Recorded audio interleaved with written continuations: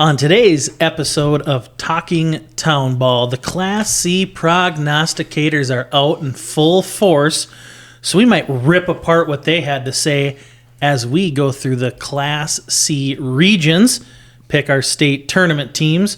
We're also going to take a trip around the bases, or lack thereof, with ace pitcher of the Cannon Falls Bears, Keith Meyers. And we are also in the middle of the NBA playoffs, so we will have to touch on the Wolves howling with us. So sit back, grab a Spindrift Mojito, which is a mojito with no booze in it. Grab yourself a slice of Dave's Town Club pizza, because we are in Delano today, and Dave's Town Club is in the heart of downtown Delano, as we talk some town ball.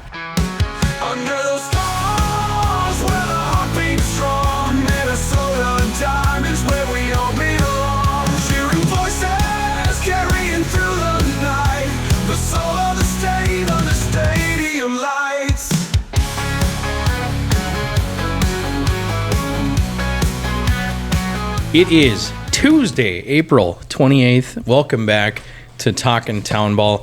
And guess what, boys? Town Ball is among us. 2026 season has arrived. We've seen some games already being played. The schedule's already being started. I mean, it's crazy to think that we're already here. The off-season flies so fast. And you know, we had the opportunity. I want to say this, too, right before we get into anything else. I was on Facebook yesterday, and all of a sudden I see that there's a live stream to a Wilmer Indians game. So I go and I shared the link with you guys, and we ended up watching. I only caught a few innings, but boy, you can feel the music in between the innings that they pump out there. I saw some Bad Bunny absolutely being pumped. Benito, the best, of course. I would like to add. I think their setup was just, and this is a good little tip maybe for any team that wants to do streaming of their games. Pretty positive it's just like a phone on a tripod, and you can live stream it to Facebook or your YouTube or whatever you use. But it's really cool that Wilmer did that. They were playing our league rival, the Stingers of Montrose Waverly. Stingers were out there with an Iron 9, and they were playing. I don't know how the final went on that. I think Stingers won 11-8, I think. Slugfest. Some milestones for the Stingers. I know that they love to post their milestones. I know that there's a lot of hits that have been had on that crew. Kirby Bloop Single Moynia recorded his 500th hit. Hey, I'm not giving him that nickname. That was a tweet from the Stingers. Okay. In quotes, that was a nickname. I'm not giving him that because I think he's taken me deep before, so I wouldn't say that Every time we play him, he goes like 4 for 5 against us. So the mayor, as we like to call him. Dude's a hitter. He's definitely a hitter. Hayes wants to disagree, right? I do want to disagree. He's actually the Wright County Commissioner. I know, but we call him the mayor. It's tough. You can go, hey, there's the Wright County Commissioner. What do you call Kent Cook with Loretto? The mayor. Yeah, so you have two. It's the same nickname. You can't do that. Anyone in government is just the mayor by default. It doesn't matter what position you have. That's what you are. That's right. So yeah, we got to watch some early season baseball. I mean, a little bit blustery, a little rainy, but you know, like we've talked about this before. That variable, the April games, you just never know. It is a box of chocolates out there. You don't know if you're going to get an 80-degree day or a 35-degree day, wind, rainy, snow. Mm-hmm. But guys are just happy to be out there. And for the rest of us, we're kind of getting to that point. We're getting arms kind of back into shape. And I think a lot of teams are going to get rolling here in the next 2 to 3 weeks. I think once May 1st hits, that's kind of when you see teams getting into their schedule a little bit. Absolutely. The schedule itself, we're going to go right into this because we've got a new account on Twitter, and it's quickly become my favorite account. Oh, yeah. It is the Schedule Raider, and he actually grades these town ball schedules. I don't know if anyone's been on Twitter, I feel like it's hard to miss. He obviously will at the squad in question. Yeah.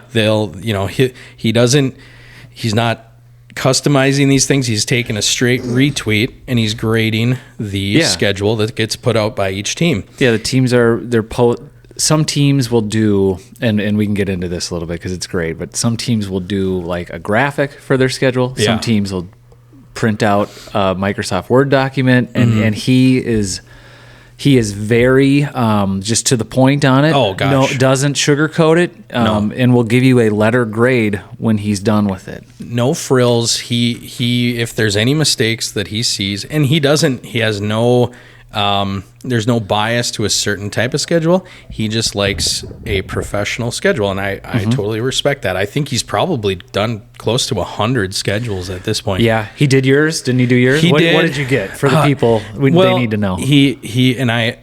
This is kind of a spot. There's pride here because I actually design our schedule, so I'm like, okay, well, I'm really interested.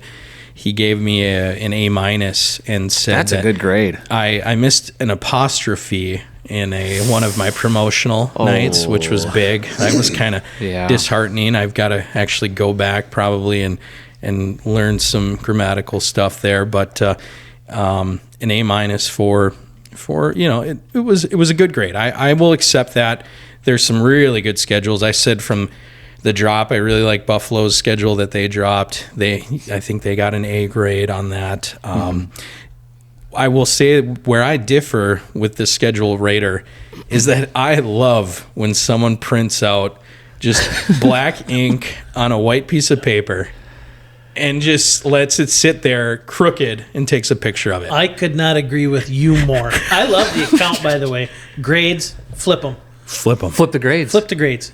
You know what? Yeah. Word document, 12-point font, Times New Roman, or Arial.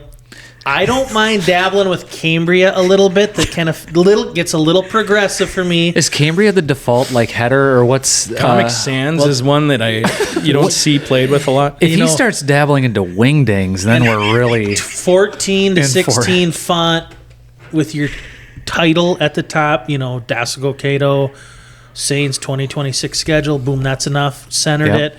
The day, the date, the opponent, home away, time. Just nice, neat, clean.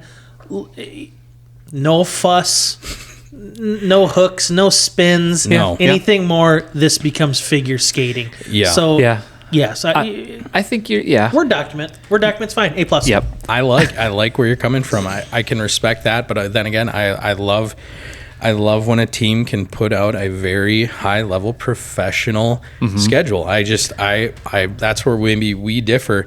I saw Joe Krieger. I think we referenced this a few times, but boy, he got ripped up for posting Green Isle's schedule, and I feel bad because he probably came from like a board meeting with the schedule from somebody that handed it out and said, "Here's the schedule, guys. We'll put a printed one out soon." Yep. Joe goes home, takes a picture of it on his. It looks like a corduroy couch. Or something. I don't know how you describe it. It looks comfortable. It looks comfortable. And it's just it is a piece of paper sitting on a cushion, and it's just he couldn't have been ripped apart more from the schedule. And then the funny part was Green Isle's actual account just put out their schedule, and that looked very. It looked very two different versions, but you know what? They both said the same thing. There was a Ryan dates, version and a John version. Yeah. So we good job. Got a little bit of it both. Absolutely. I like it. So just keep an eye out for that account. Is it at Schedule Rater? I can't confirm that. I don't want to be quoted on that, but I'm sure you'll see it floating around. If you're tied to the team at all, if you know who runs your team account, you're probably getting a notification. This guy does a good job of making sure that you're tagged in his rating. It's at Schedule Rater. Yeah, I can give you, just to give you a little taste of what he has to offer. So at Schedule Rater, this was the most recent one he did, and it's a new team, the Agassiz Gamblers, who I want to give a shout out.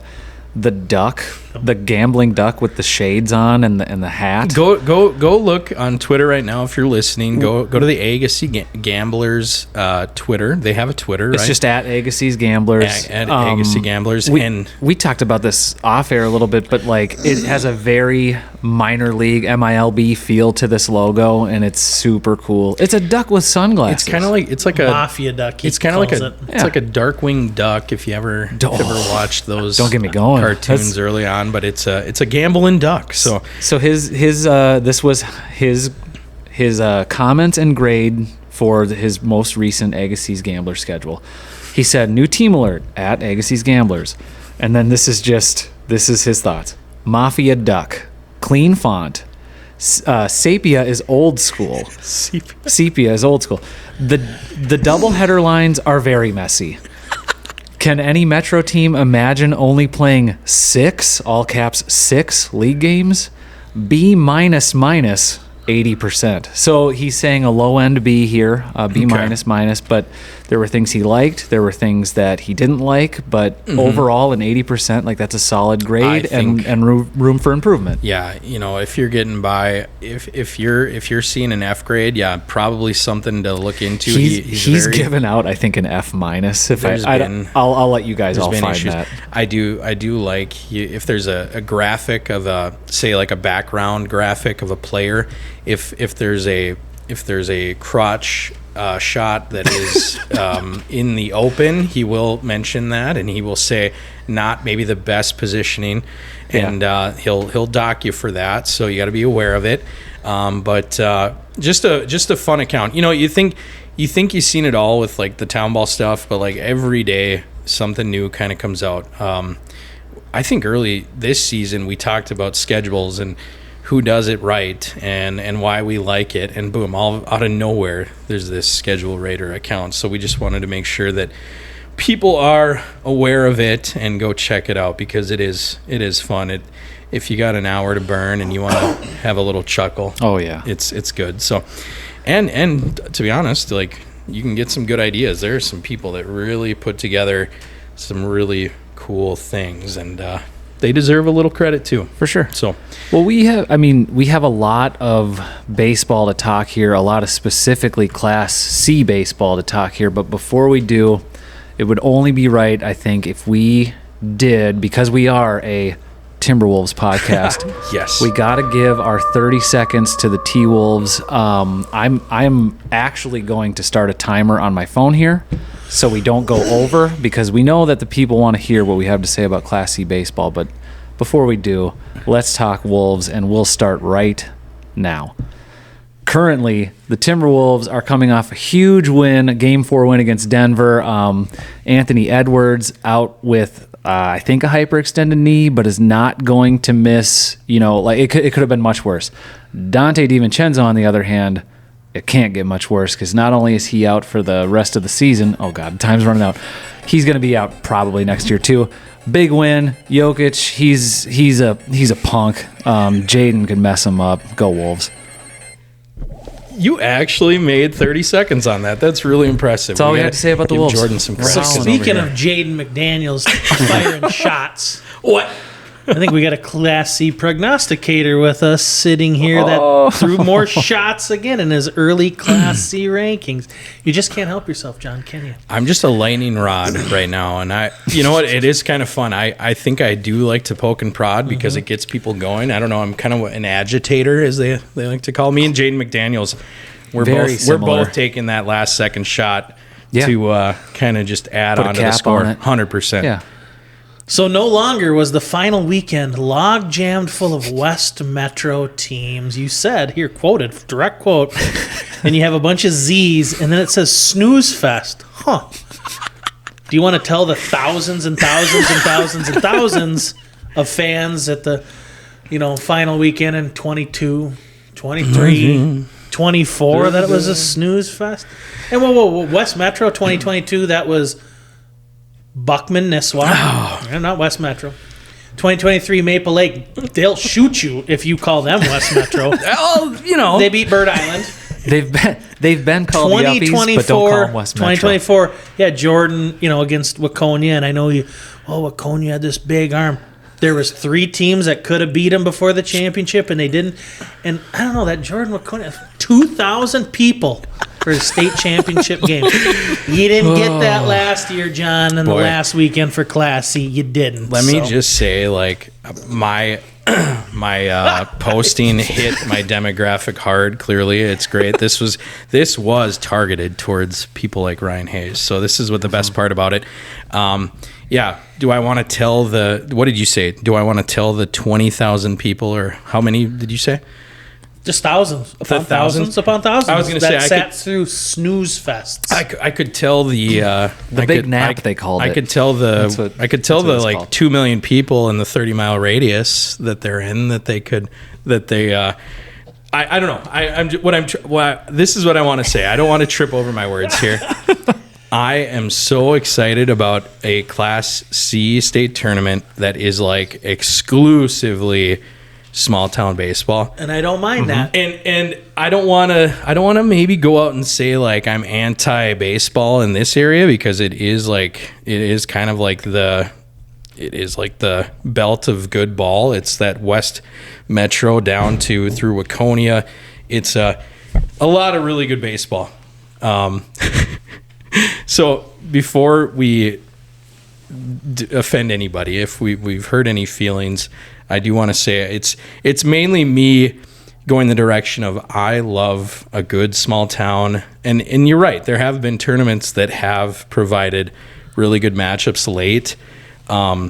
I kind of look at that 24 tournament when it ended with, you've got Waconia and the Buffalo and Jordan and Young America. I kind of looked at that as like the last hurrah for a lot of teams like that. They were kind of that last push for really, really high level teams that were skirting that C to B range before the realignment, and they took advantage of what was there. I don't hate on the teams. I think the system to that point was a little flawed, and I think the correction that has been made, I think we've seen it. I think it's gone a good direction. So, You know what I think you got to do? I think you got to double down on the next one and go scorched earth. okay, here. That's- I definitely can. What my goal is to get Hayes to kind of just get a little bit excited every time he reads my We're working our rankings. way towards a cage match eventually on the Yeah. podcast. Yeah, That's just- I love that the small town communities, Jordan and I were driving here. We're in Delano today.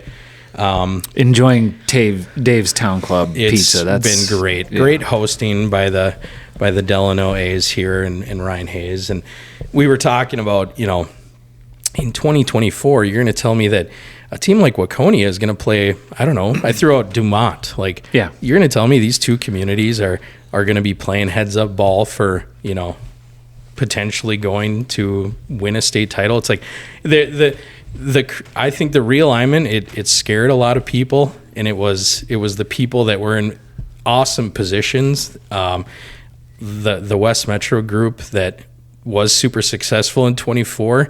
Obviously, a lot of them have gone to B and some to A. It was 2024. I look at as kind of that final year where a lot of really high caliber teams were able to compete against some really, really low, not to say bad teams, but like teams that just don't have the same advantages. So I will say this to your point. There are, so for us, for example, for the Litchfield Blues, for the Dassel Cokato Saints, we are Class C baseball teams, and I think that's where we belong. I don't think anyone would disagree with that. But if you told either one of us, you're going to win the Class C state tournament in 2026, but 2027 you're going to have to be B, or you're going to have to be A. Yeah. We would both say, okay. Yeah, Who in cares? an instant. Yeah. And I guess my point being there is like if you're a team that was kind of on that C to B line and now you are B or A, but you did have that kind of success, you can't be mad about the move. No, I don't see a lot of. There wasn't anything after the season like there was after 2024. Right. Griping on the social media. Yeah, absolutely. No, I'm just picking on you because I guess they were snooze fest. I don't remember that. But. It was just, you go. I saw busloads of teams come in all with their pillows and blankets packed for that. It was just, But there were busloads. But there were busloads. I don't remember that. There was at least 2,000 people napping at that championship game. So I don't remember that in Brown. Anyway, you had made a comment about teams jumping C to B, B to A. John, you did a little breaking news maybe that broke last week on Twitter? Broke news here on Twitter. We had a team that was announcing that they were going to voluntarily jump from B to A, and that was the Sartell Stone Ponies.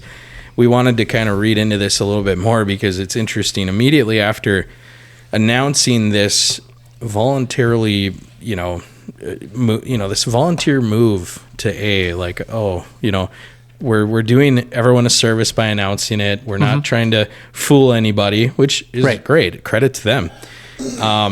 About an hour later, they signed 2 St. Cloud State starters to their roster, and they are obviously going to have a huge impact on not only their points, but the product that they have on the field. So credit to Sartell, the Stone Ponies, for just getting out in front of this and doing it the right way. But at the same time, we have to probably say, like, you're not a B team. You are now an A team. So you don't have to pretend. Well, I think even just points-wise, that probably would have made them A regardless, because I think they were close. But yeah, good on them for not whining about it, obviously, and getting out in front of it. So two of the guys from St. Cloud State, I think one maybe even played Division I. So one might have been 4 points, one might have been 3 points. It doesn't matter because I found the 2 guys. One's from Phoenix, Arizona. Never really heard of it. The other's Sun Prairie, Wisconsin. One of the exits before you get down to Madison, Wisconsin. That's a lovely little town, the Wanakee Sun Prairie exit on your way down to Madison, or maybe on your way to Chicago. Very familiar with that area. Again, the town in Arizona, never heard of it. But I digress. So obviously these 2 would have to use their college address, which would be St. Cloud, Minnesota. Sartell is not St. Cloud, Minnesota. And if you sign a player with their college address, that automatically makes you A. Yep. And since they would have been outside the Sartell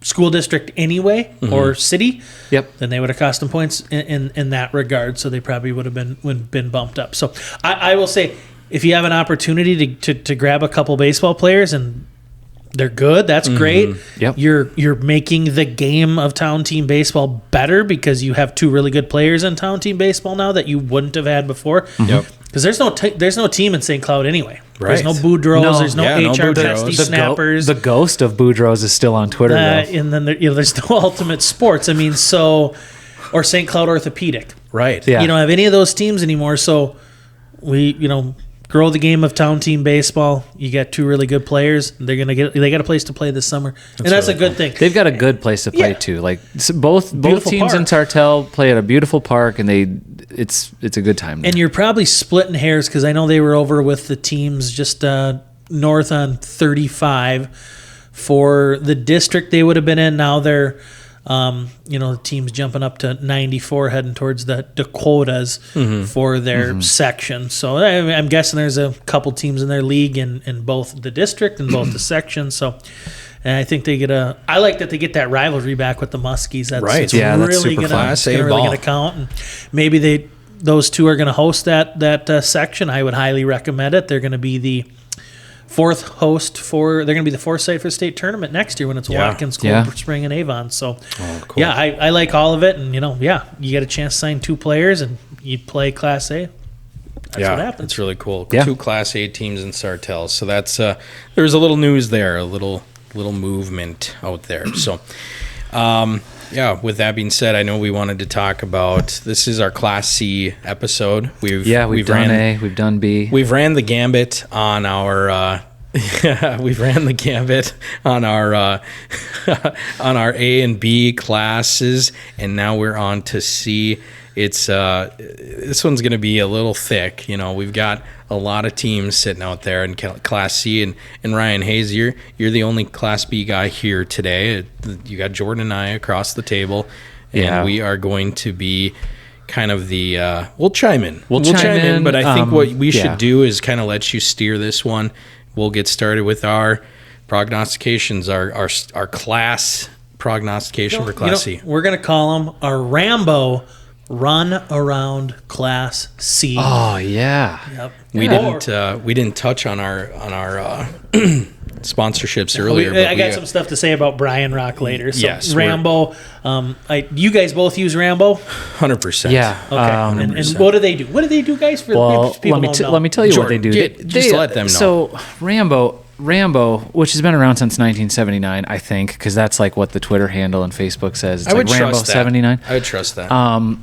good people there. They provide basically anything you would want or need as far as like apparel goes, or if you need uniforms or whatever it may be.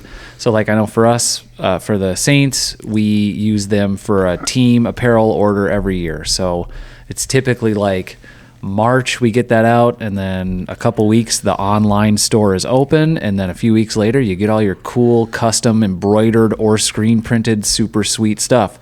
We just actually got ours in the mail, so you get the option to either have it mailed to whoever ordered it, or you can do the send to coach option, which is typically what we go with because then you save on some shipping. But got all of ours in the mail. I passed them out at practice earlier today to the guys, and they were pumped about it. Yep. They've got like any brand you could think, like Nike, Adidas, Under Armour. They have unreal stuff. I just got an Elevation hoodie, and I'm gonna sleep in it because it's pretty sweet.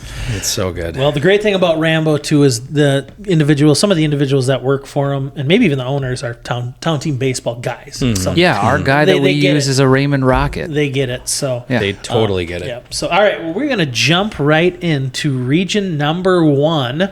We should have some music playing when I read that. Yeah.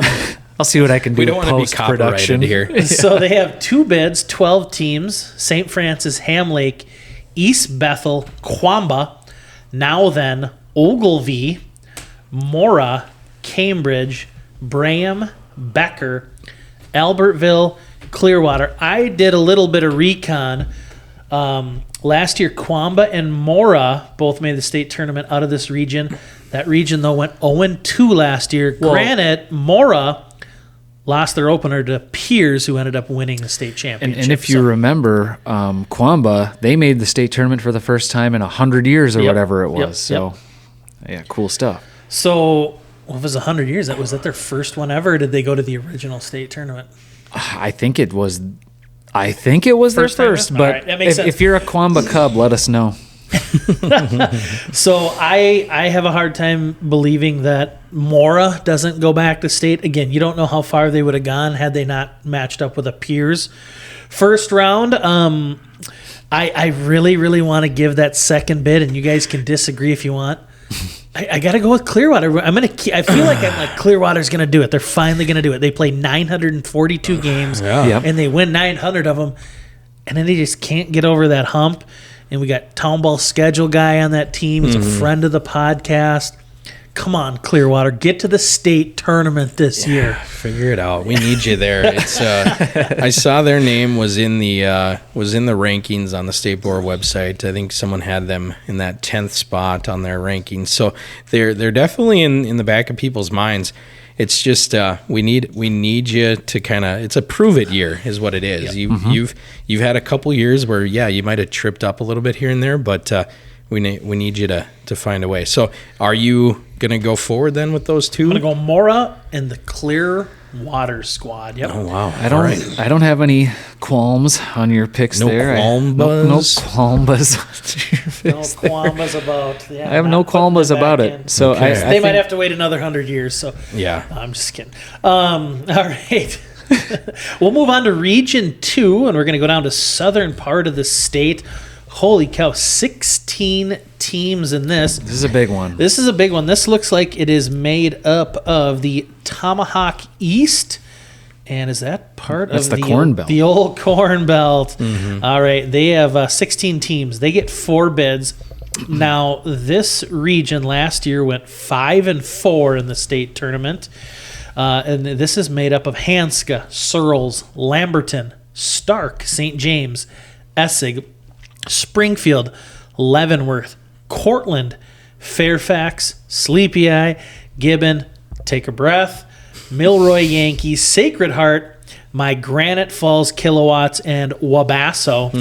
Hanska was in the, can we say it, Final Four? Is that trademarked? No, you can say it. We got to come up with a different name, though, for that Final Four. Yeah. Something some alliteration, town maybe? ball related. Yeah, so you know what? By the next episode, for all the dozens and maybe 1 dozen of listeners out there, we will have new names for each of the stages. We got to get rid of you. the Sweet 16, Elite 8, Final Four stuff. We're going to have real awesome, cool things we made up. Yeah, So absolutely. Hanska is definitely going to be one of the favorites. They went 3-1. Lamberton was 0-1 in state. Leavenworth 1-1. They actually lost their second game to LeSueur. And LeSueur was the runner-up last year. Cortland, who was everybody's favorite, kind of, just about. They went 1-1. They lost their game to Piers. So you have Leavenworth and Cortland that ran into the eventual championship game teams.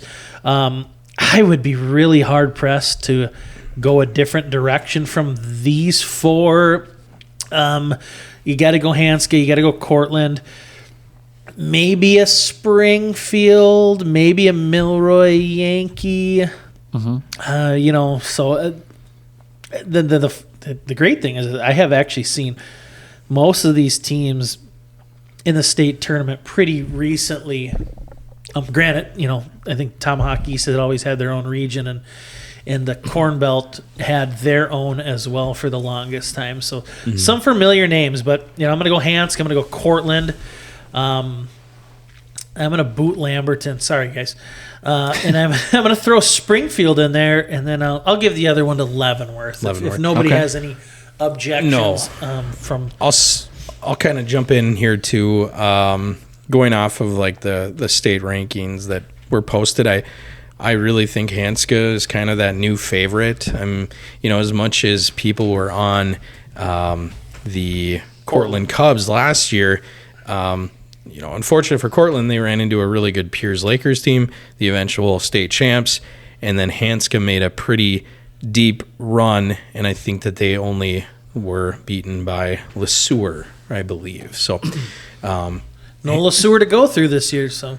No LeSueur and no Piers to go through this year. So I think that's why Hanska got elevated as a pretty strong favorite. It's funny, 2 years in a row, the Tomahawk East League has provided kind of like the preseason favorite. So a lot of pressure on the Tomahawk East. Absolutely, but pressure's privilege, as Dion saying, as Coach Brown would like to say, baby. Privilege. But kind of going back to the prognosticators, and I read yours word for word multiple times, but I did notice somebody else had like all the teams in southern Minnesota. So I love it. I love the bias. Yeah, you can have a bias, but at the end of the day, we're trying to encapsulate the entire state. There's good talent all over the state. It's going to be another year where it's like it feels like it's going to be up in the air. So now we're moving to my favorite region of all. Region 3, the Land O Ducks. Mm-hmm. My favorite Twitter account, Lyle Wollersheim. I sent the guy a message. I said, "Hey, give me a little insight. Give me your rankings in the Orlando Ducks." And he replied, "I will. Give me your address and I'll mail it to you." So I'm still waiting for that. And again, that's how I think Lyle talks. They work a little bit differently out there. Yeah, so I guess he couldn't type it up in the Twitter message that I sent him, but whatever. It wouldn't be an official document if he did. Correct. Sign off on it. Somebody could hack him. Yeah. Yep. Yeah, all the government watching me. So they are made up of, there's 13 teams. They get 2 bids. Chicago, Minneota, the Benson Plowboys, Appleton, Morris, who made state last year, Cottonwood, Rosen, Madison, Clinton, Ortonville, the Dawson Drakes, Hancock, and the Dumont Saints. Dumont was in the state tournament last year. Morris and Dumont, 0-2, and neither team scored a run. Ooh. So I'm going to go back to the well, though, because Morris is a team I see a lot in the state tournament out of that region. They're part of the old Region 9 back when we were 2 classes. Yep. And I like Dumont again. Why not?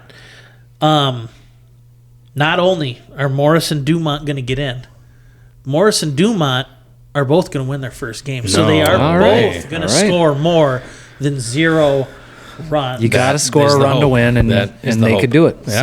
So once I get that letter, Lyle, so I'll read it on the air, and then maybe you can send me another one to agree or disagree with who I'm taking. It's cool you have a your pen region. pal. Yep.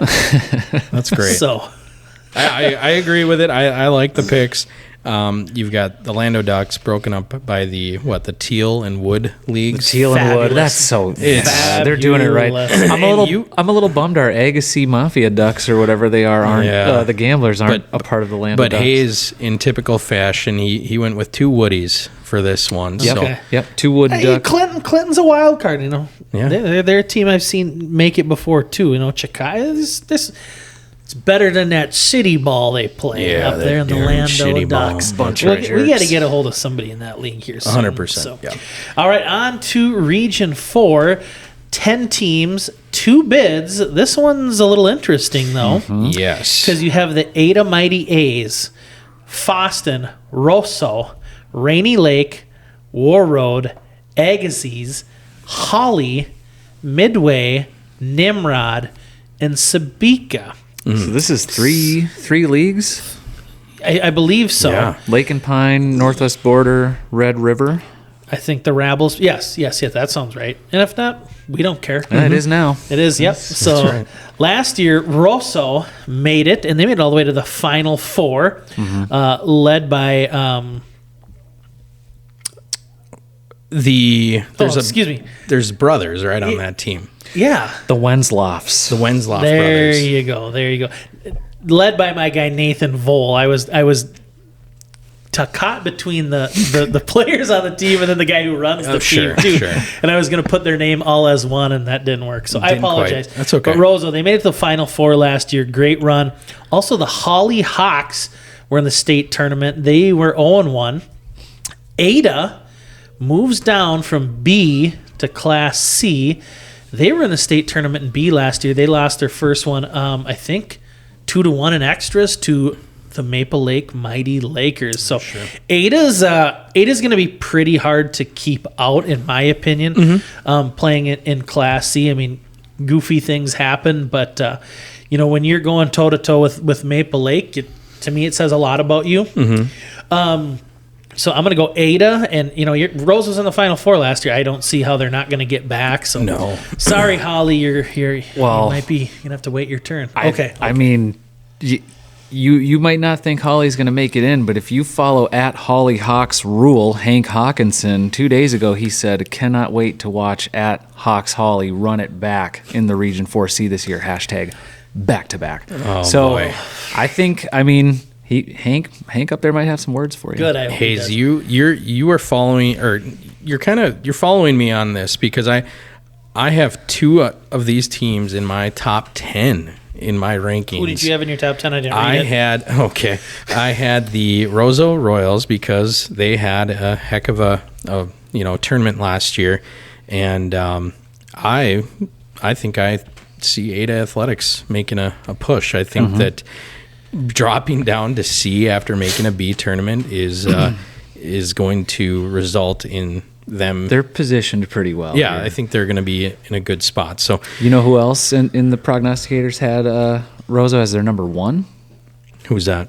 AJ Hadley of one of our sponsors, MaxBad. He thinks that they're my good to gosh. go, and Oh, boy. he had him at number 1. So Number 1 of all, really.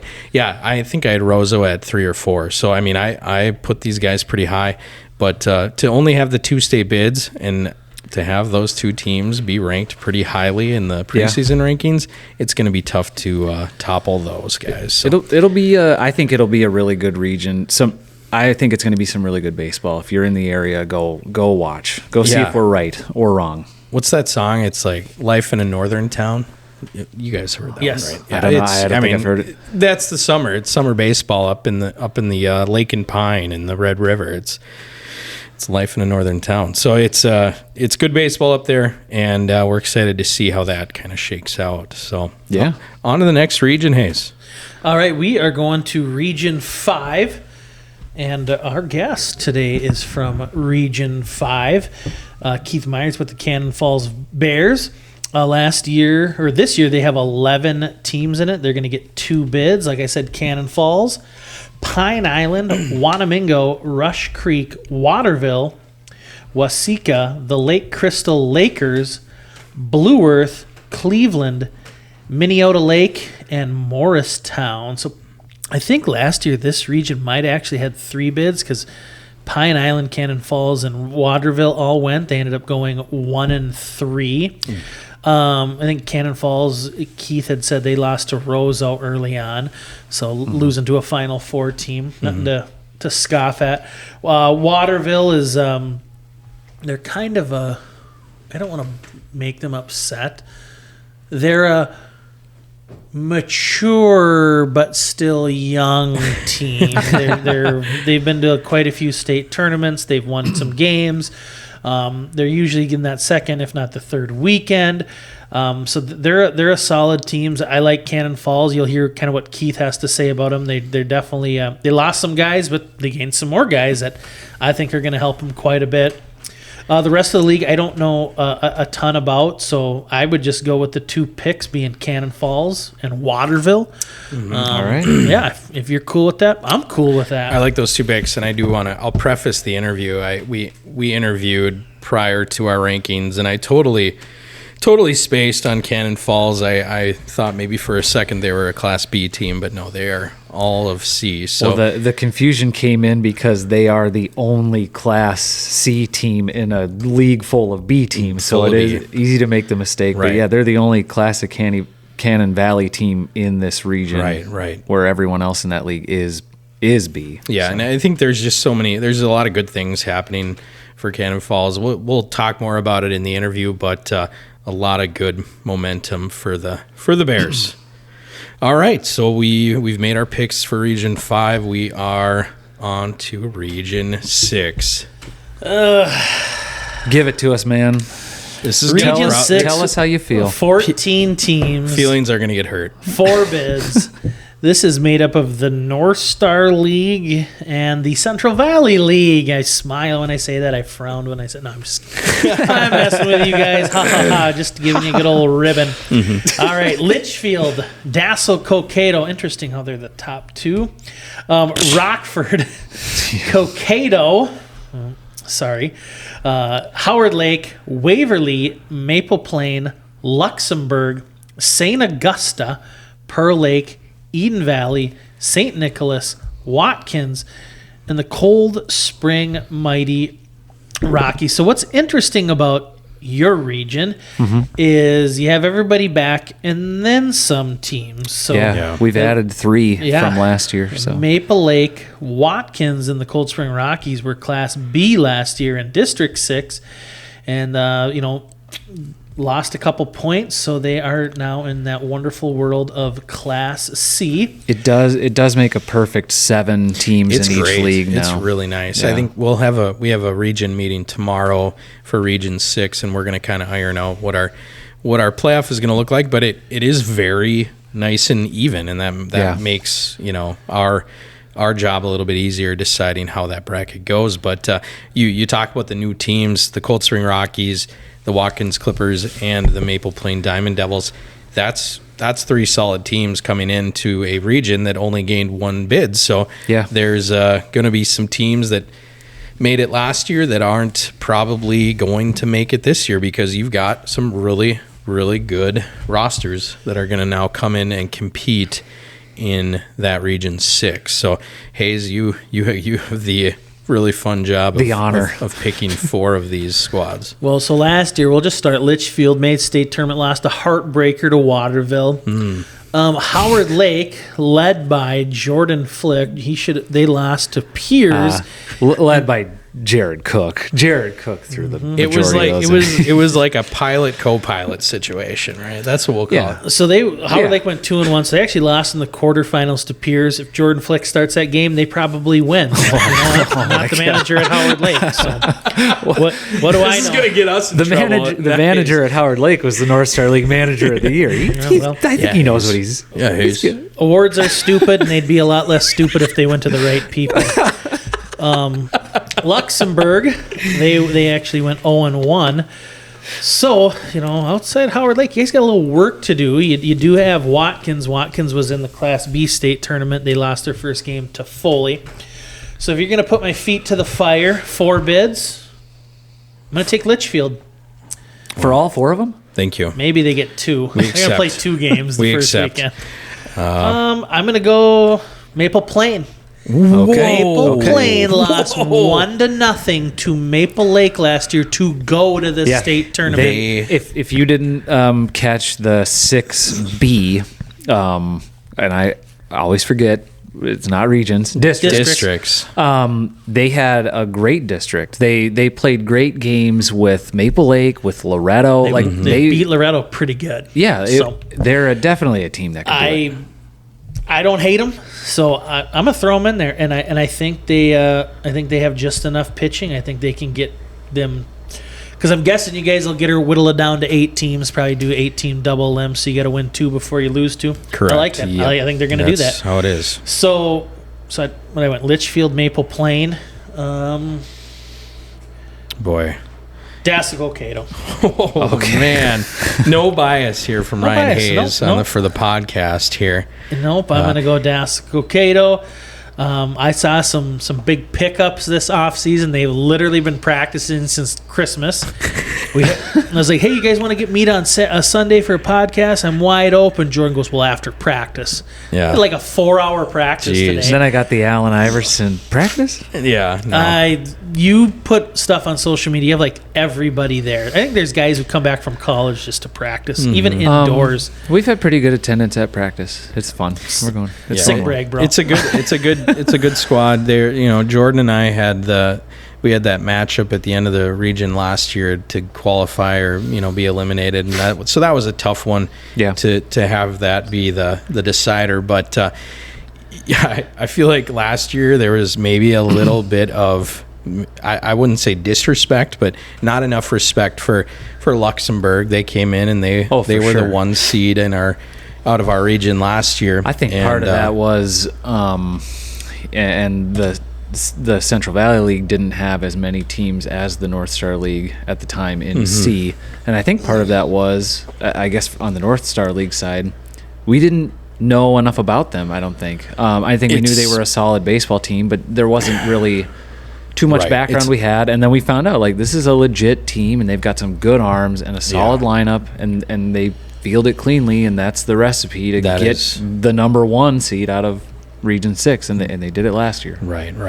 But here we are. We sit and we're at Hayes's. It's his show right now. Litch, DC, Maple Plain. I just feel like Howard Lake could get all fat and cocky for what they did last year. But you know what? It's going to come down to them and Watkins. I'm taking Howard Lake. Oh my gosh. Central Valley League.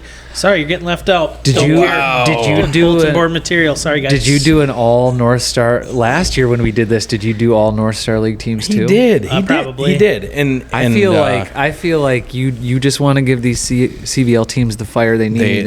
You know what? Some of them might need a little fire. Okay. But you know what? Denver sure got enough enough that they should be on fire, and it don't work. Right. So. Right. Cold Spring Rockies. I think that's a good group.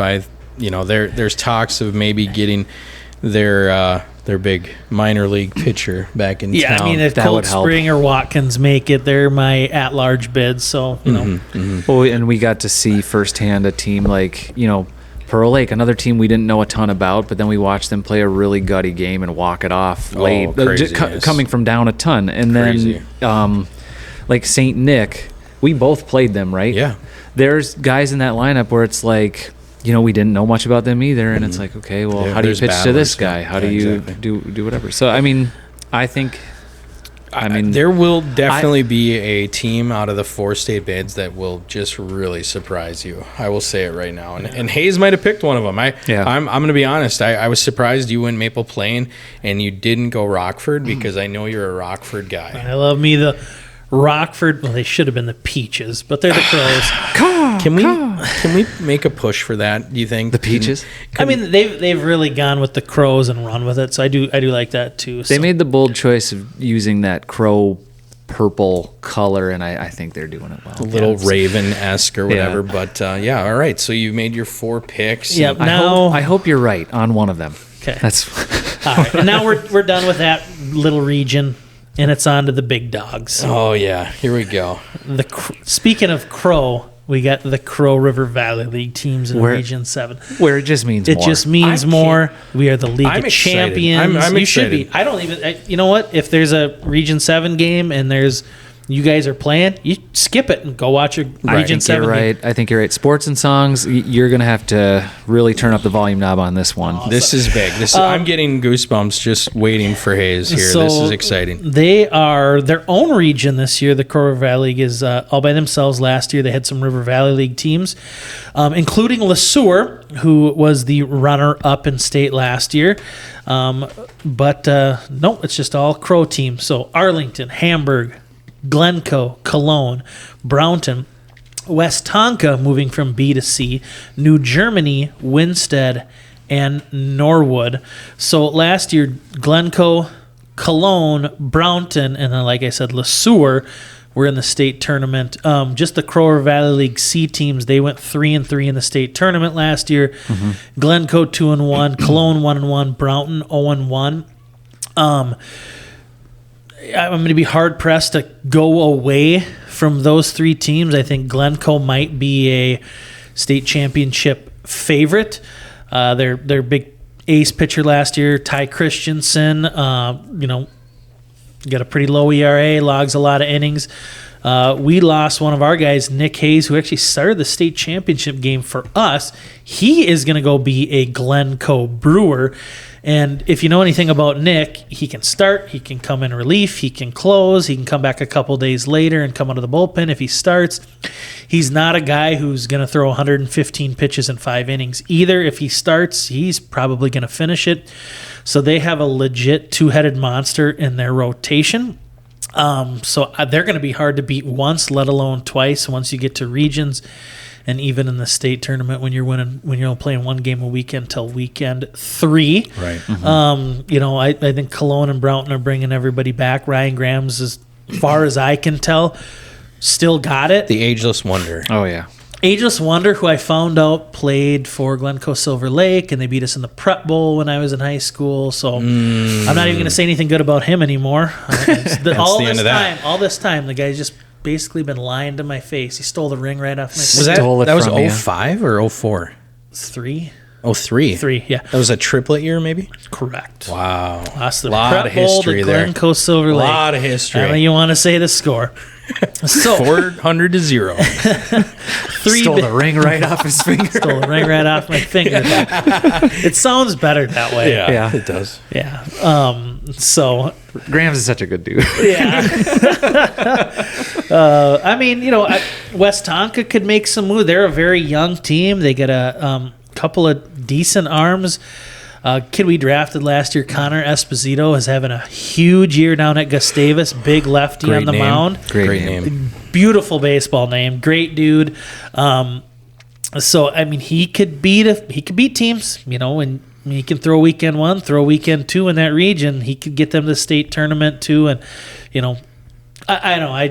They've all welcomed us with open arms, so I was kind of being a little goofy at the beginning, but of course, they 3-3 last year to the Crow River Valley League teams, and there's very few other regions who won 3 games. So right. I like them. I like Glencoe, Cologne, Brownton, and I do like Glencoe sniffing or maybe grabbing a championship. Glencoe got a lot of love in the preseason rankings too, and last year they lost to Roseau, so a team that is maybe a favorite. So they could be a wagon. I've got Glencoe as my number 2 preseason team. So, yeah, definitely on board with those picks. And the CRVL is just, it is quite the league, and just means more. It really does. So, it does. All right, Region 8. Region 8. Region 8 has 15 teams. They get 4 bids.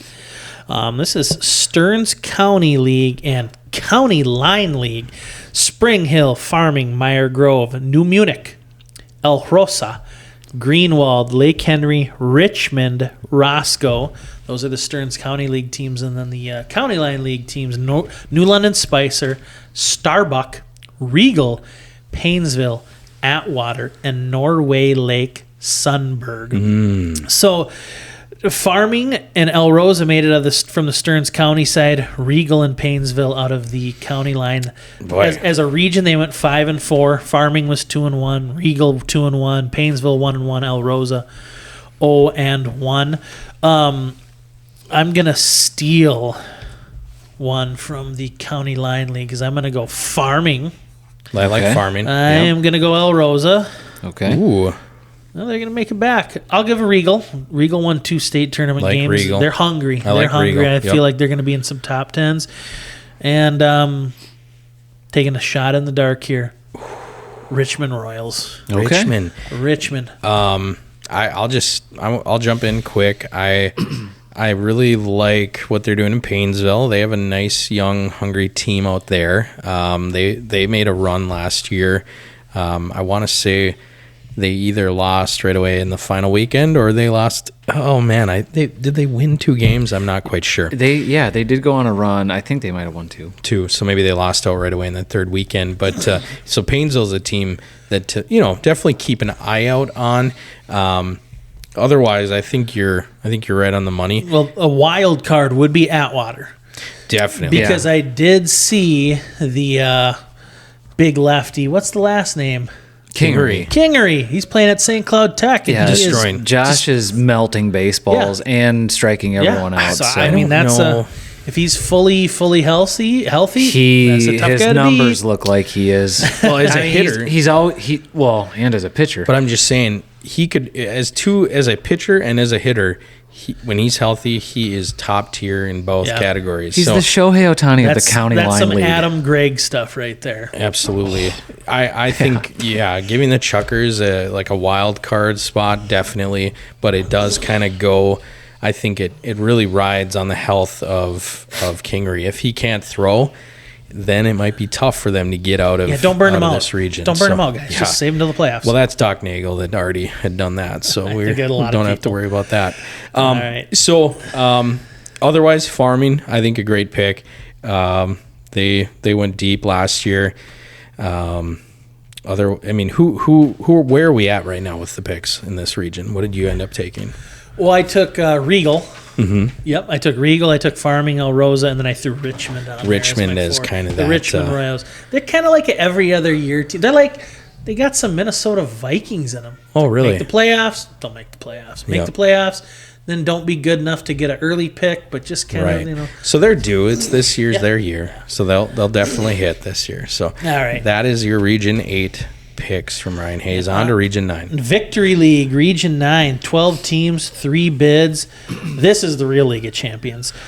Piers Lakers won the championship last year, but they are up in Class B, so the door is wide open. Last year, Randall, the other Piers team, the Piers Brewers, and the Opal Bears were in the state tournament. Add in the Piers Lakers, they were a combined 7-3 in state. The teams making up this region: Randall, Freeport, Piers Brewers, St. Wendell, St. Matthias, Royalton, Piers Bulldogs, Uppsala, Opal, Flensburg, Aiken, and Clear Lake. Yeah. It'd be hard to go against the Piers Brewers because I think they were, they're pretty solid. They're a final weekend team in my opinion, and I'm not confusing Piers Lakers with the Piers Brewers, but it just seems like they're just good in Piers. Yeah, so there's good baseball. I think we're going to run it back with Opal. Mm-hmm. That is a lot of holding forward guys. That's basically what their team is made up of. So you think Opal, where are they getting their play? Mm-hmm. There's no holding forward. They're all playing there. Just kind of like there's no last trip anymore. Mm-hmm.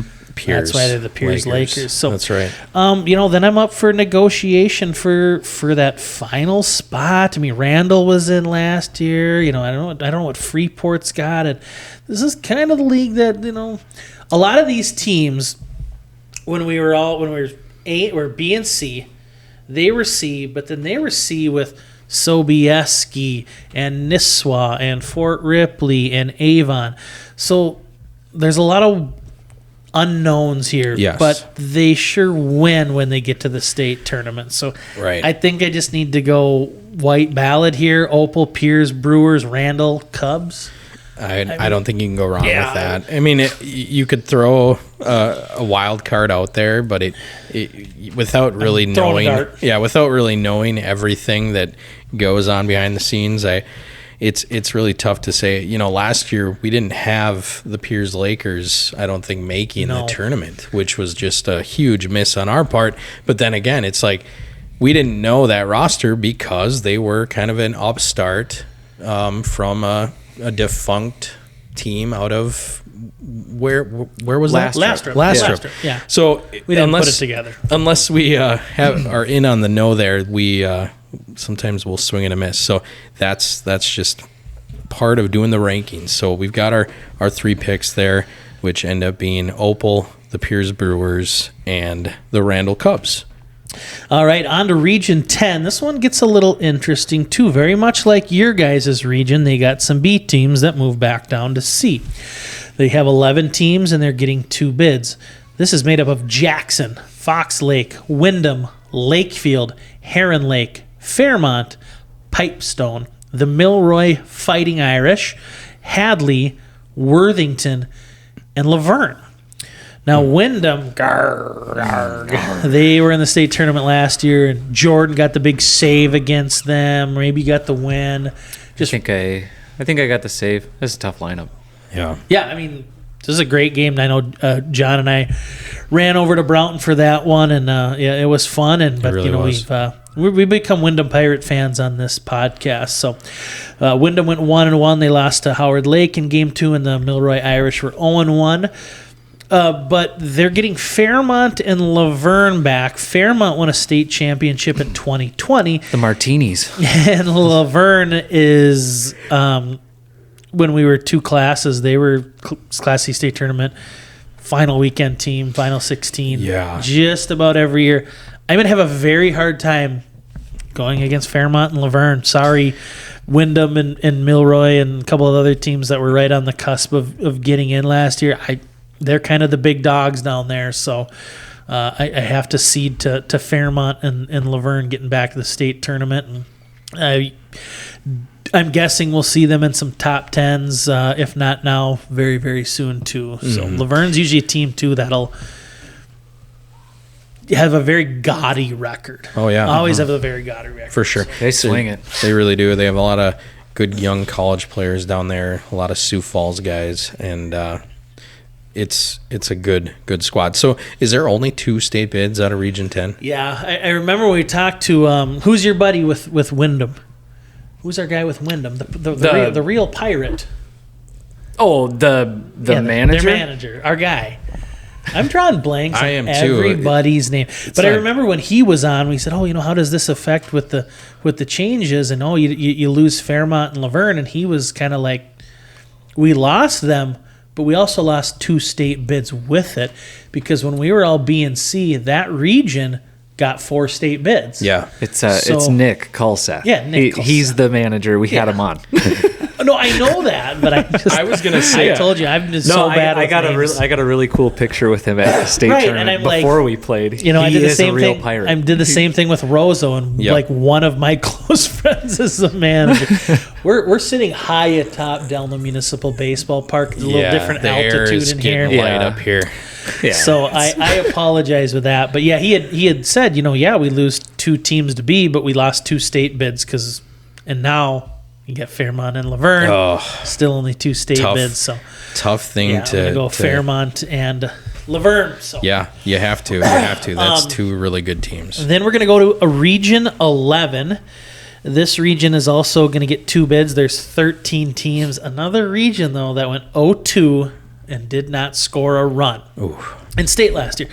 This one is made up of New York Mills, Wadena Deer Creek, Dent, Frazee Vergus, Clarissa, Frazee Vergus is one team, Perham, Henning, Detroit Lakes, Urbank Parkers Prairie, one team, Sauk Center, Kensington, Ashby, and Long Prairie. Mm-hmm. So before you decide on these bids, I do want to shout out Region 11 for having interesting nicknames. We love an interesting nickname, and they're not. It's not just the Saints or the Athletics or everybody has those, but it's the Loons, it's the Ligers, it's the Shockers, the Bombers, the Diamond Hawks, the Predators, the Bombers. It's really cool. This is fun. It really is.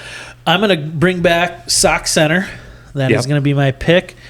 And we picked them last year. They didn't make it. I'm picking them again Detroit Lakes Ligers. Come on, guys. One time for you know what? They're a team without a home this year, unless they're playing at Detroit Lakes High School, which I don't know if they really want to. Mm-hmm. But they're going to find a home in the state tournament. They're going to find a home in Shakopee.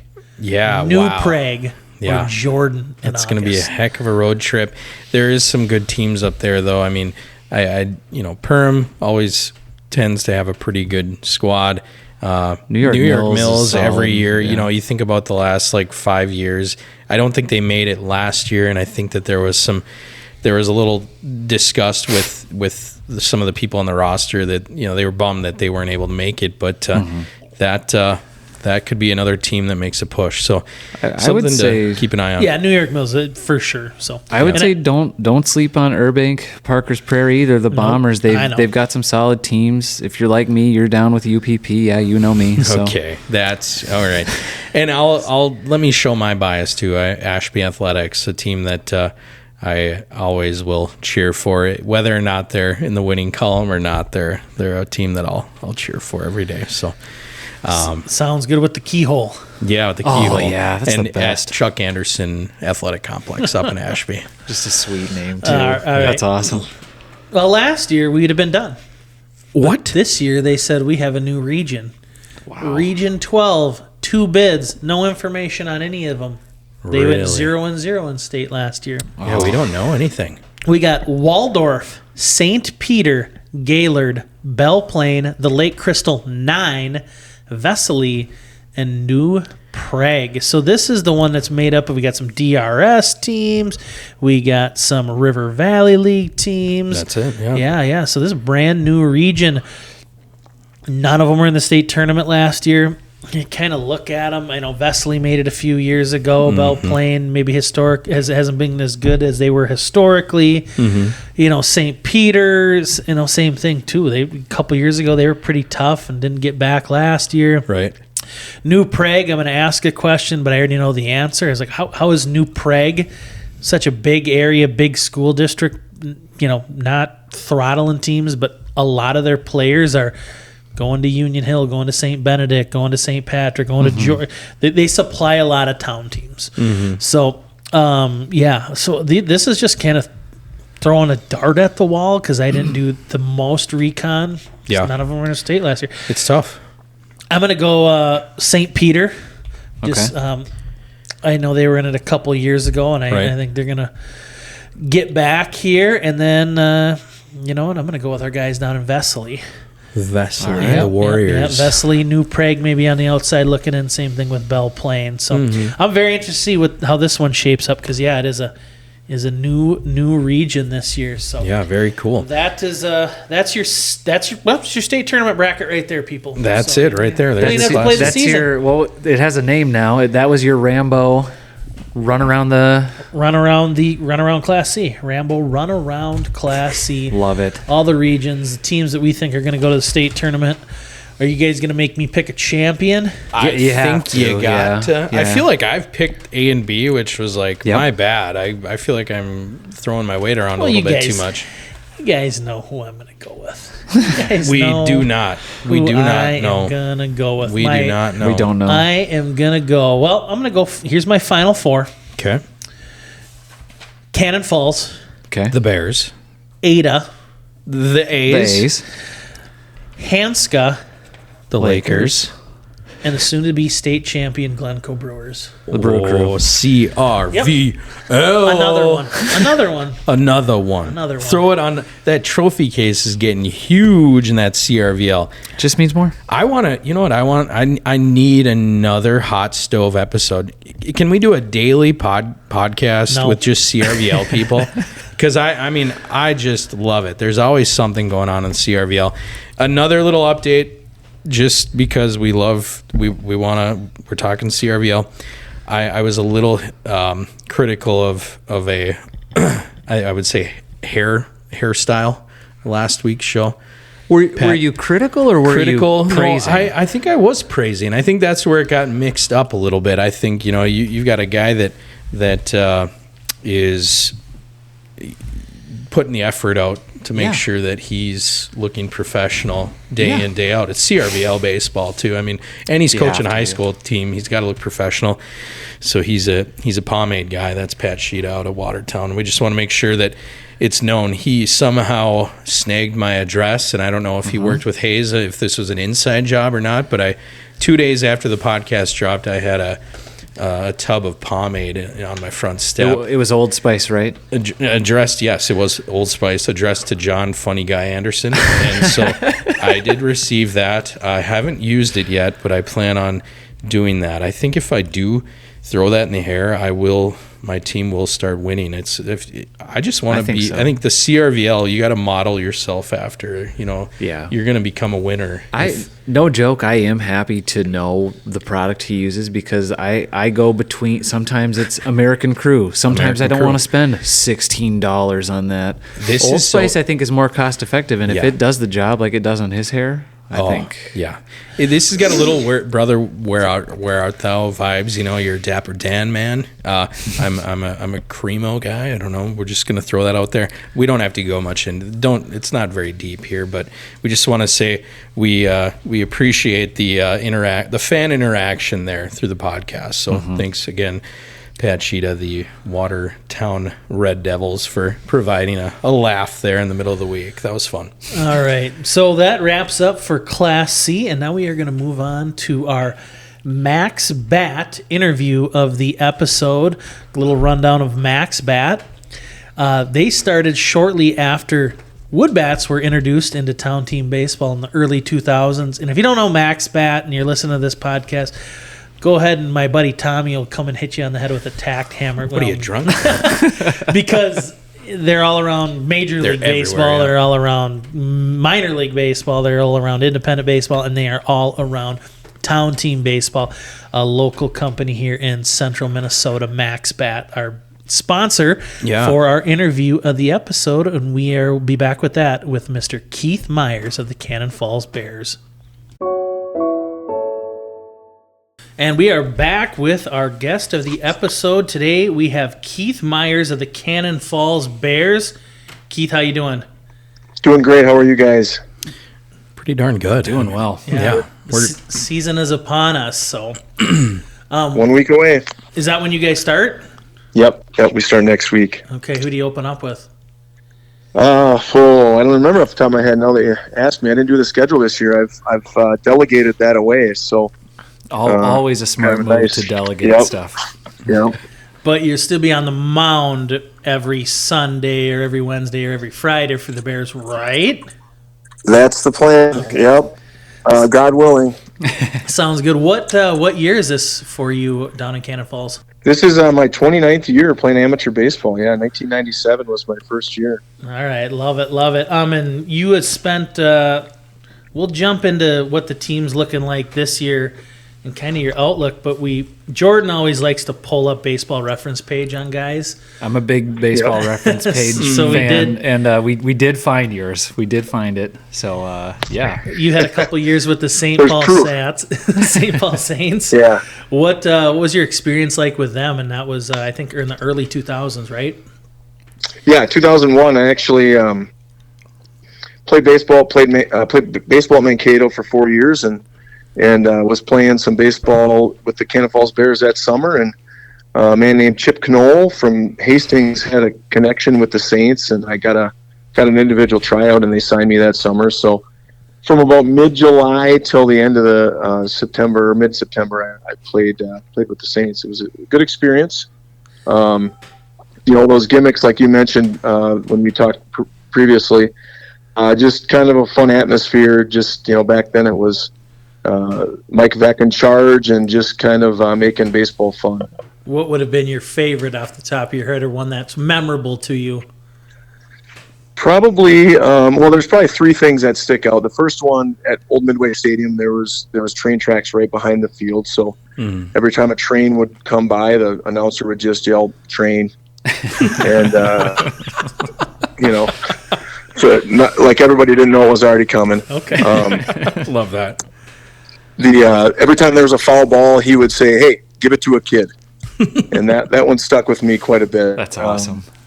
Just when you go to ball games, I think it's important for kids to have good experience. And after all, it's just a baseball. I think any of us who've caught a baseball at a game, you bring it home, you kind of shove it in the counter, and you never really use it again. So give it to a kid so they have a great experience. And then the third one was it was a no wave zone. So if anybody would ever start the wave, he would just yell this, or just say this is a no wave zone, and it would stop in its tracks. I love that. I personally, I'm also anti-wave, so that's fun. That's super fun. I mean, at a baseball game, that is just ridiculous. But yeah, at the higher levels, you get some people that want to start the wave, and put a nix to that immediately. Enjoy the game. Exactly. What would have been your favorite away stadium at the time? Oh, probably Lincoln. That was a really new stadium back then, the Salt Dogs. So that was back then we didn't have turf fields everywhere, so it was one of the first turf fields I was able to play on, and it was a really nice ballpark. Sioux Falls was cool, but going up to Fargo, just because playing for Mankato, NDSU was one of our rivals in conference back then. So going up to Fargo and playing at their stadium was fun too. Well, excellent. And you had said Cannon Falls had practice earlier today. You start next week. What's the outlook looking like for you guys? Because you were in the state tournament last year, if I'm not mistaken. Yeah. We got beat up by Roseau. That's right. Yeah, we got beat up by Roseau. Okay. What are you guys looking like this year? We lost a couple guys that play college ball. One of our pitchers, Nick Drinkin, had a kid. He's a pastor, so Sundays are pretty tough for him. And life happens. And then another kid, Brady Schmitz, actually I think he's working up on Maple Plain, and I think he might be playing with them this year. Shortstop, played for Gustavus, so that'll hurt losing those guys. My son is playing up at Duluth. He's going to play with us again this year, so that coming off a college season, that'll be good. And one of his buddies is going to come and play with us, so we'll pick up a couple college pitchers, and beyond that, the core of our roster looks pretty much the same. How cool is it for you then? You said that your son will be playing with you. How cool is that for you personally? Because I know, like, for me, I did get a chance to play with my dad, and I thought that was super cool, and I can only imagine how he felt about that. So what's that experience like for you? Yeah, it was definitely a bucket list deal, and he's with us when he was in junior in high school. So the first game he got in, I gave up managing about 10 years ago, and I told the manager who I graduated with, his name is Bubba Brentnall, I said, Bubs, hey, if you're putting Jack in, you got to put me in the mound to pitch. He goes, we'll get to that. It'll happen someday. I said, listen, nothing is guaranteed. I could blow my arm out tomorrow. He could blow his knee out tomorrow. Just let me pitch an inning with him on the field so we can check it off the list. And we did it, and that was good. And last summer, he was playing shortstop.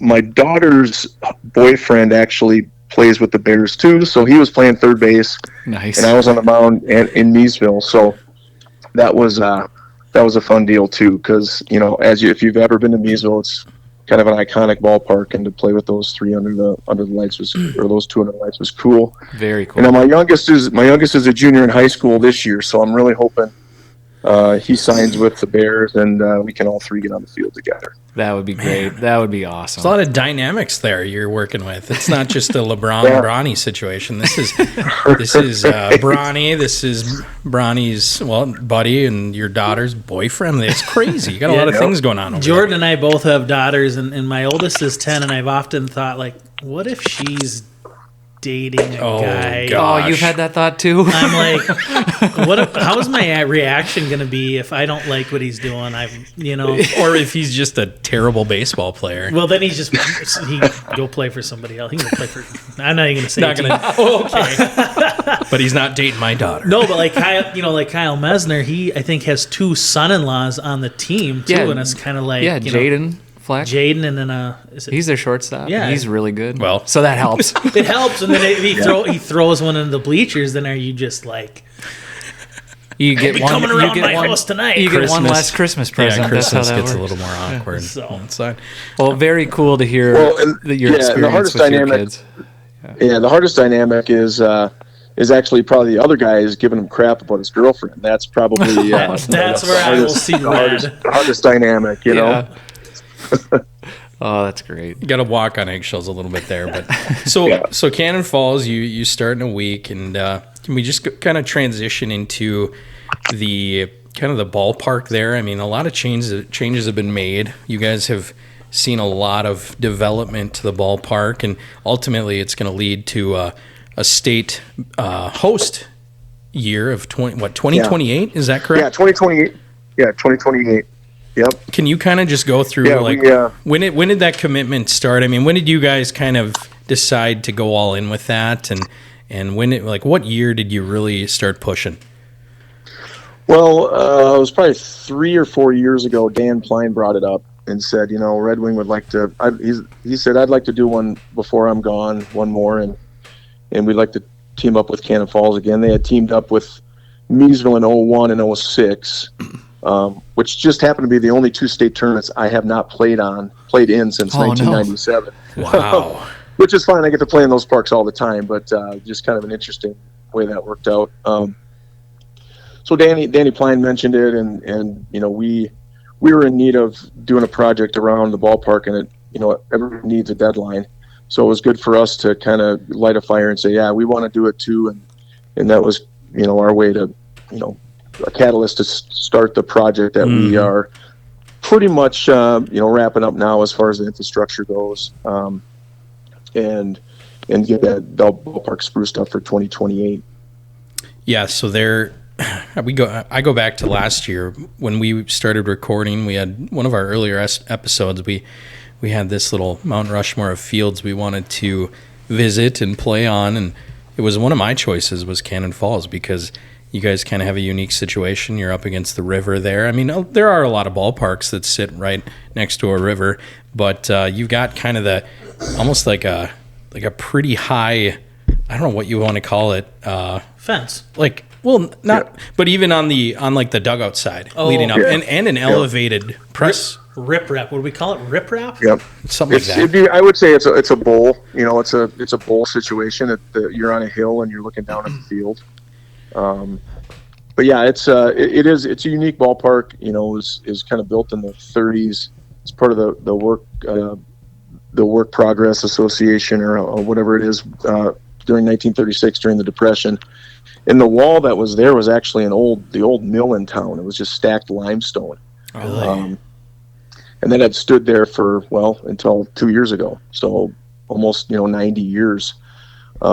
So it was it needed to be replaced. A lot of people had some mixed feelings about it, but things wear out over time, and thankfully we were able to get on the state bonding bill, and the city chipped in, and we got that wall replaced, and now it's basically the landscape block, the big 1,000 or 2,000 pound landscape blocks that are all interlocking together, and we kind of kept the same look and feel. They painted it a limestone color. But yeah, it turned out really, really nice. If you want to see it, it's on our Facebook page, which is John Birch Park Supporters. So if anybody wants to see some pictures, that's a great spot to go. Absolutely. Well, it's a great area, so why don't you just drive on down there? Yeah, I mean make a visit. Yeah. One thing I love about Cannon Falls is you're technically, do you call yourself a suburb, Keith? You're not too far away from St. Paul, but it's like there's just that nice little buffer, and then there's rolling hills as you get down to Cannon Falls, and then over to the east, and it's like you can breathe out here, and I love all the sod farms, and there's that exit to Dan's and New Trier that we always talk about here on the show. But no, it's just such a great spot down there. Yeah, I could be to XL Energy in 35 minutes to watch a Wild game, but yet some people think we're in northern Iowa. So it's we're really 25 minutes from the metro, but our town is about 4,500 people, so we're still a small town feel. One stoplight in town. A lot more bars and churches than New Trier has with Dan's Bar, but certainly small town feel. But you kind of get the best of both worlds then. It's close enough to get to wherever you want to go in that metro area, but also you get the out-of-state kind of little town feel. Yeah, absolutely. So And we're 15 minutes from Red Wing. 15 minutes from Red Wing, 10 minutes from Meesville, and that's kind of the idea why we wanted to team up with those guys in 28. Because as you guys know, when you visit a state tournament, it's great to be able to watch a 1:00 game in Red Wing and drive over for the 3:00 game in Meesville and maybe the 5:00 game or the 6:30 game in Cannon Falls. So absolutely, and you should park hop if you can, because you want to see what every field has to offer. Absolutely. Yeah, so we kind of took this episode. It's our Class C episode, which obviously you guys are not affiliated with current. Like have you moved to B? Is that right? no, Cannon Falls is C. No, we're still C. Yeah, we're the only C team in the CCVL. So everybody else in the CCVL is B or A. So how many times are you playing everybody then in the league? Is it still twice? Yeah, we're gonna play everybody twice still. There's still talk about at some point moving away from that, but our plan is to play everybody twice.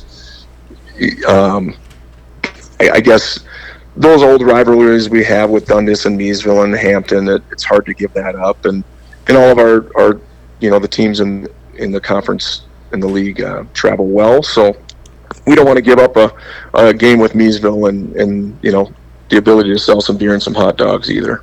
No, absolutely. That's what I was going to ask too. If who the big rivals were, and I kind of had figured it was at least 2 or 3 of the teams that you did mention. So, Yeah. So then, looking at your region, I see Pine Island, Wanamingo, Rush Creek, you guys, Waterville, Waseca, the Lake Crystal Lakers, Blue Earth, Cleveland, Minnesota Lake, and Morristown. Is that similar to last year? Was Waterville in a different region? It's similar to last year. Okay. Waterville is in our region. I think Albert Lee is new, and then Creek is new, so there'll be a couple new teams in there. The DRS, Vesely was in there last year. That's what. So the DRS, they've kind of bounced around a little bit. I think New Prague at one point during the season was supposed to be C, and they moved up to B. As you guys know, it's an ever-changing field right now, depending on who you want to sign in any given time. But I really love the fact there's actually criteria. I think the state board did a good job of defining something, so it wasn't just, hey, Max Zankow plays on your team, so you B. It's there's actually some criteria that people have to consider. Yeah, so I think your scheduler, and I don't want to mess this name up. Is it Gunner? No, Quentin. We're gonna have to edit this because I am missing on all my names. He had reached out to me. It looks like you guys are making a central Minnesota tour in the middle of the summer. You're almost getting a Highway 12 Classic or something. We can name it here because I think you have us, the Dassel Cokato Saints, you have the Litchfield Blues, and the Howard Lake Orphans in the same weekend. 3 days. Yeah. We try to get in the tournament. We got to try to get in the tournament every year. Last year we went up to Detroit Lakes, but I think they're working on their field this year. So they kicked us all out. Yeah. So we talked about just trying to do some get to some cool ballparks and make a weekend of it. So that's the route we decided to go this year. That should be a super fun. It's going to be a really fun stretch of games for you guys. I'm excited to host you, and I know Jordan is as well, and as well as Howard Lake. So it'll be good to get you up here. And do you have a plan? Are you gonna camp it out, or do you have some? You got some options there. We have a lot of indoor enthusiasts on our team more than outdoor enthusiasts. So I think they decided to go VRBO. So I think they got a house up there, and we're gonna do it that way this year. You gonna find time for a lake, or do you have any plans outside of baseball? Or I suppose maybe I'll definitely be pulling my boat up there. So I don't know if anybody else decides. Well, I'm sure Saturday afternoon we play Howard Lake at 2. So sure. After that game, I'm sure we'll find something to partake in. Right. Well, hopefully it's good. Yeah, absolutely. No, we're excited for that. I was super happy to get you guys on the schedule because as much as I want to get down there and play a ball game at your field, I was happy to hear that you were making a little bit of a road trip this summer. So fun, definitely fun to see that on the schedule. Yeah, and as you guys know, it's in this game, it's connections that you make and the relationships that you make that make it all worthwhile. So I'm excited to see that the younger guys going out of town and doing the tournament stuff, because there was a time there where we couldn't get guys to travel. Like, they didn't want to go stay in Dassel and play a tournament. They would have rather just stuck around here. Me neither. I don't want to go to Dassel. I'm kidding. Well, I mean, it just, you need that team dynamic. You need guys to want to hang out with each other. I mean, that's part of the fun in the summer, is if you get a good group and everybody wants to hang out, whether you're playing at home or on the road or in a tournament or whatever, you want to make sure that everybody's enjoying it. So it sounds like you kind of got a good setup to where you can do that for a weekend and all come over to all these parks. Yeah. No, actually, the guys I coach high school ball, so we had a game down in Maple River yesterday, so I wasn't able to partake. But they got a bunch of our schedules printed out and did a pub crawl around the area yesterday. So nice. They hit Dan's and Trophy House, and they went to Hampton and hit a couple bars there, and just got our schedule out on the wall. So that good for them to do that and just be part of something. How's it, and you're coaching at Cannon Falls High School? Yep, Cannon Falls High School. This is my 15th year. Okay. Helping with the varsity program, yeah. Nice. How you guys doing? We're doing well. I think we're 8-2 now. Off to a pretty good start. We had a nice week. We beat Byron, Cass, and which are both 3A schools, and then beat Maple River yesterday, who they're in our section or district or whatever they call it now. Gotcha. Yeah, I know. So, Cassin's on top of their section, and they're always tough, and Byron is too. So definitely some good wins on the high school side for you. Yeah, we've had some doozies. We played Zumbrota. That Hudson Ohm pitches for Zumbrota, who's going to the U of M, and then we have a kid on our team, Ryan Yelming, who's going to play with the U of M too. So they went at it a week ago Thursday, which was we won 3-1, but it was just you don't often see two high school in 2A anyway, two high school players that throw 90, dealing against each other. Yeah, and not surprising, each one of them had an RBI single off of the other. So it's that little higher level of talent that are facing each other. And then Friday night in Casson,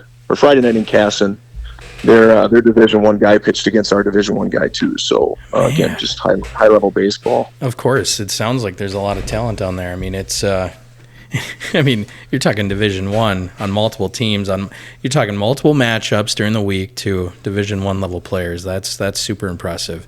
A lot of good talent in that part of the state. So. There's good high school talent, but we do have to focus on your talent here too, because you're not too bad of a pitcher yourself.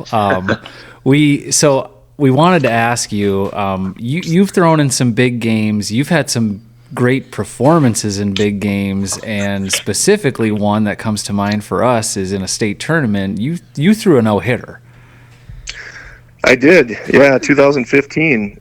You got to fill us in on this, because this is good stuff. Yeah, it was a Final 8 game. Laverne, we played Laverne, and it was just one of those days. Actually, before the game, my body didn't feel great. I didn't feel good at all, and said a little prayer. I said, Lord, this is a humbling game. Just help me go out there and compete and do my best. And by the end of the game, we had won 4-0, I think it was, and I had a no hitter. So I think it was the 22nd no hitter in state amateur. State game. Do you remember any specifics about the game, or like what was working for you, what wasn't? Because I pitched myself too, and I know that like there are days where I don't feel my best, and you just try to gut it out. But what was working for you specifically that day that kept everybody off base? Yeah, that year was a really weird year. I pitched, it would have been in early May against Dundas, and I couldn't lift my arm to wash my hair after the game. It was not good, and I had a bunch of scar tissue from working out in the winter, and I had dry needling done, and ended up, by the end of the summer, my arm had felt as good as it did in a decade. So that day in particular, they were a young team, had some kids that were playing some college baseball, but as you know, with the wood bats, I was focused on just pounding people in, and that's what I did that day. And the old pitching soft away and hard in, and And I think when you get kids that maybe aren't used to seeing guys throw hard inside, it can make a big impact on how they approach their at-bats too. And as always, there was probably 3 plays that were just unbelievable. Rich Burr made one at third base. I think he dove, and I think the ball was behind him when he fielded it, and bounced up and threw the guy out at first. Brock Pearson was playing shortstop that day and had a couple really nice plays. And then my second baseman, Zeke Williams, made a really heck of a play going up the middle that saved it too. So, I mean, as you guys know, if you ever pitched, I mean, it's not just you out there; it's the whole team that partook in that no-hitter. And I was just lucky to be part of it. For sure. Do you think, like, were you thinking about it at all during the game? I know some guys try to, like, sit away from everybody or on one end of the bench or whatever, but were you thinking about it at all? Or when those guys were making those plays to kind of save it, were you like, oh, maybe this is the day? After I got through the lineup the first time, I said, this might happen today. It just felt like one of those days where the matchup was right. It was on my mind pretty much after that. I don't know that it affected the way I pitched, but I thought, this could happen, and it did. That's awesome. That's so much fun. Were you at Cold Spring or were you at Watkins? In Cold Spring. Okay. Yep. Perfect. That's a great place to do it at too. I mean. Yeah. Well, very good. Very good. Well, the crazy part was we had lost our first baseman a couple years ago. Before that, 2013. His name is Josh Harrison. He passed away actually from St. Martin. So I know you guys had leads around a couple weeks ago, and I'm sure they were buddies. But he died just a freak heart thing. He was 27, but he was number 22 on our team, and it was a 22nd no hitter in the state tournament, and that was my connection to it. That's just amazing how the stars align. Love it. Love that kind of stuff. Going back, I was when you had asked a question about my state tournament history. I played 29 years. I played in 27 state tournaments. How many times have you been drafted? Drafted 11 different times. Okay. 2002, I was with Lonsdale. We took second. That was a fun up in St. Cloud. That was a blast. 2009, we had a game against El Rosa. Back then, it was Final 8 was double elimination. So we went 13 or 14 innings that game against the Bolts, and ended up beating them in 14-4-2 over at Gaylord, and that was a fun run. We ended up taking third, but Rich Burr, if you guys know Rich, he still plays. He's 53 years old. He had a walk-off in that game, and if you've ever been to Gaylord, I mean, that's a poke. I think it's 340 down the line there, and he had a walk-off, 2-run shot, and that was probably the most fun atmosphere, just because it was a long game. Meesville was actually playing after us. We had a lot of classic Cannon Valley fans there watching, and that was another great memory that I'll never forget too. Yeah, it sounds like you've had a heck of a history with state tournament. I don't know if I've heard of someone that's played in the tournament as many years as that. I mean, does anyone else? Yeah, you have to be pretty close to the top up there with how many total you've played in. It's cool that 11 different times you've got to experience it with different squads, but my math is terrible here, but does that make 17 times with your own team then? Yeah. That's so cool. Yeah. Like that is a testament to the work you've put in and how well you've done on the field with that. So that's awesome. Yeah, and there's been a few times, I think, Red Wing back-to-back years, I threw 9 innings of relief, and we lost 0. We lost 1-0 in both those games. Oh man, just some crazy game. We got the year before let me think. A couple years after I threw the no-hitter, we got no-hit by Avon. So yeah, it was just, there's been so many unbelievable games, and you meet so many people. Obviously, when you're in the state tournament that many times, you get so many people to talk to, and we watch you pitch. It's been a joy, and you just get to learn their story too, and make those connections. So it's definitely been a blessing to be part of it. Well, yeah, for sure. I mean, we're all here because we host a state tournament together. We didn't really know each other too well before that. just a little bit from the league meetings. And I met you 2013, 2014 when we came down and played in your tournament. I think that was a memorial for your former teammate tournament back then. And, here we are, now 12, 13 years later, and all talking together. All talking together just because of Town Team Baseball. So it's you have the summer families, and then we go our separate ways, and now it's coming back again. Absolutely. Absolutely. Great. All right, Keith. Well, you have Thanks, a good guys. one, and we'll be keeping an eye on the Cannon Falls Bears this summer. All right. Have a good one. Take care. Bye-bye. Thanks, too. We'll see you.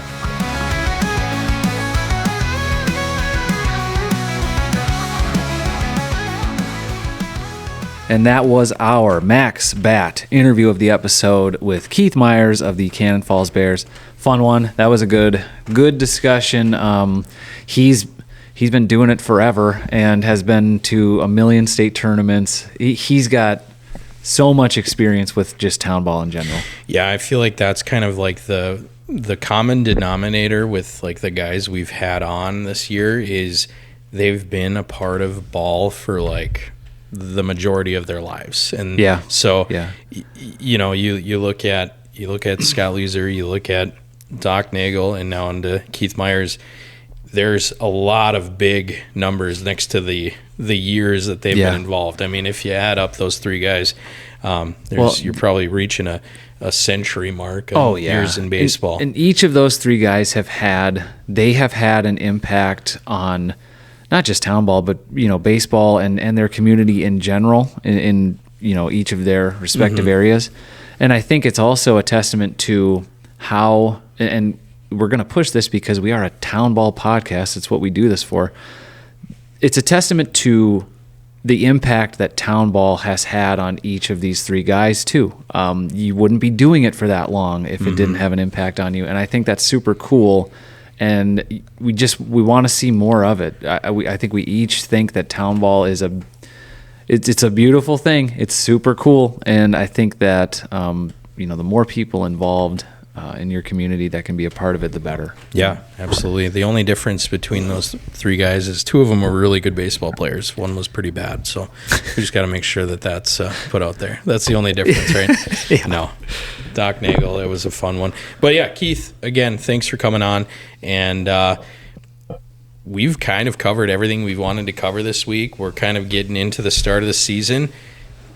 We are going to kind of just roll into our Ryan Hayes Field of the Week. It's not the Ryan Hayes Field of the Week. Listen, it is now. It is. Ryan Hayes owns this bit. Well, and it's sponsored by someone special. So Tell us the then actual it's not name. by me. It's by our sponsor, Brian Rock, Field of the Episode. We got a little more information here about Brian Rock. Again, they are an up-and-coming player in the field surface game. Our buddy Joey Fitzgerald did let us know that they are now producing a new clay-blended infield options for fields that are looking for a more premium infield surface. And I want to say that and then put a comma there or a semicolon or something. The schedule ranker guy, he can correct me. But, Brian Rock will work with you on any field, and it isn't just premium material. Oh, yeah, we use this stuff at Target Field or CHS or these high-level fields or at some great you can redo your softball field. You can redo your Little League field. Oh, yeah. And it doesn't have to be their premium stuff. They have multiple levels.